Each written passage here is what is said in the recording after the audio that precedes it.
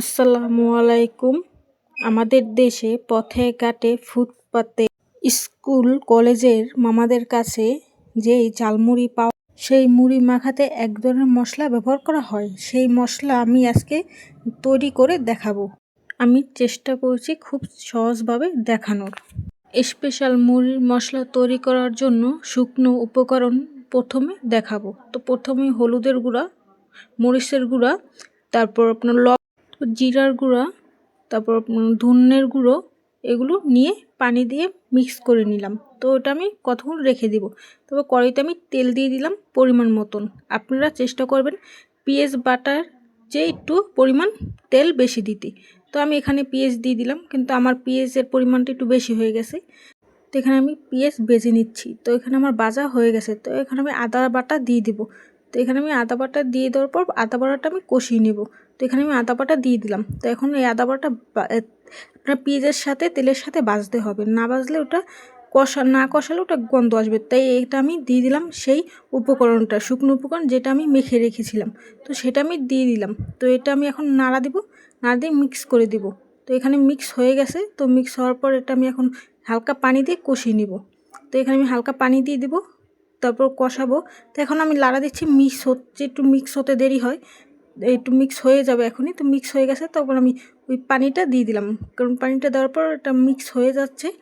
তো এখন এই পানিটা কষানো, তো এখানে আমার কষানো হয়ে গেছে। তো দেখি যে ফুটে গেছে। তো এখানে ফুটার পর এখানে আমি দিয়ে দিলাম আপনার জিরার গুঁড়ো।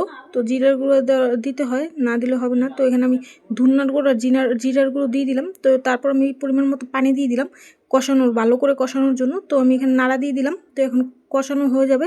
তো এটা ভালো করে পানি যাতে না থাকে, তো ভালো করে দিতে হবে, কষাতে হবে। পানি থাকলে এটা নষ্ট হয়ে যাবে, আপনার অনেক দিন রাখা যাবে না।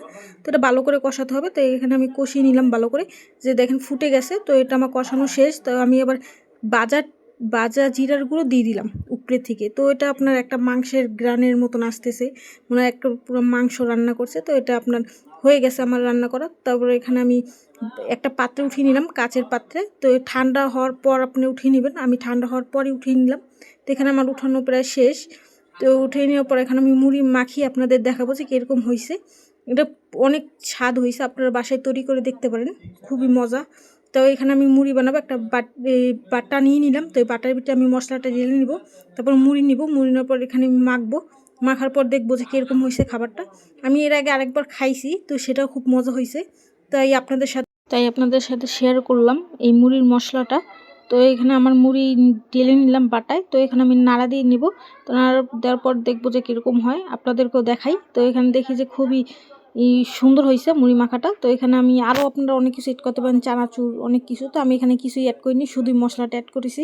তো এখানে বেড়ে নিলাম একটা কাগজের ভিতরে। তো দেখি যে খুবই ভালো লাগতেছে। তো ভিডিওটা কেমন লাগলো সবাই বলবেন। ভালো থাকবেন। আল্লাহ।